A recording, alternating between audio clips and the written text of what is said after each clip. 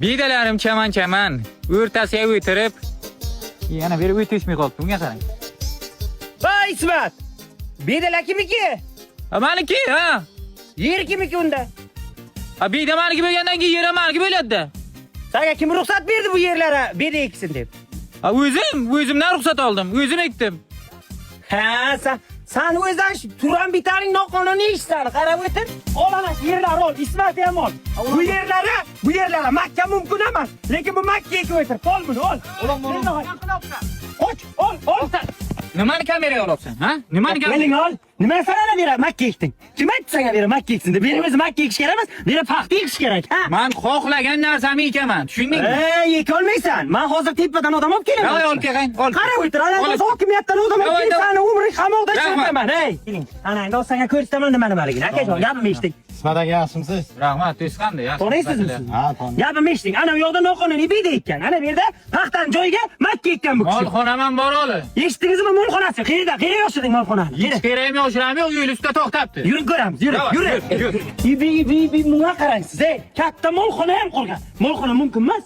Bu yerda 3 ta 4 ta qo'y qilgan. Qayerdan qilding sen? Menga qarang, bu hammasi noqonuniy. Buni tezroq javobgarlikka Hech qanday noqonuniy emas usta aka. O'zbekiston Respublikasi Prezidentining 2025-yil 3-fevraldagi 18-sonli farmoniga asosan olingan. Ibi, nima deb o'tiribdilar bular? Shu qaror aytibdi. Men ham shu yer auksiondan oldim shu yerni. Shunga aytibdi mana. Mana qara. Auksiondan olgan nimasi foyda? Menga nimasi yaxshi, Ismat? Yer auksiondan yer olsang, eng yaxshi tarafi xohlagan ekiningni ekib bilasan, menga o'xshab. Xohlasang bida, xohlasang Makka ekib bilasan. Hech kim senga kelib paxta ek, bug'doy ek demaydi. Undan tashqari, suving bo'lmasa, kafolatlangan suv yetkazib beradilar. Ichki yo'llaring bo'lmasa, ichki yo'llaringgacha qurib beradilar. Tuk bilan ta'minlaydilar. Eng asosiysi hamsiya. O'zingiz sotib olgan yeri 1% ga o'zingiz xohlagan binoni qurib bilasiz. Mana masalan, menga o'xshab molxona qurishingiz mumkin. Xaladillik qurishingiz mumkin, omborxona qurishingiz mumkin. Hech kim sizga kelib, nima buni quryapsan demaydi. Hozir shu bizlarga yordam berish uchun viloyat hokimligi huzurida qishloq xo'jalik yerlariga xizmat ko'rsatish direksiyasi faoliyati yo'lga qo'yilgan. Mazkur farmon imtiyozlaridan foydalanib, men hozir chorvachilik bazasini mustahkamlayapman. Sizni kallangiz yomon ishlaydi hamsiya. Ha, bilasizku?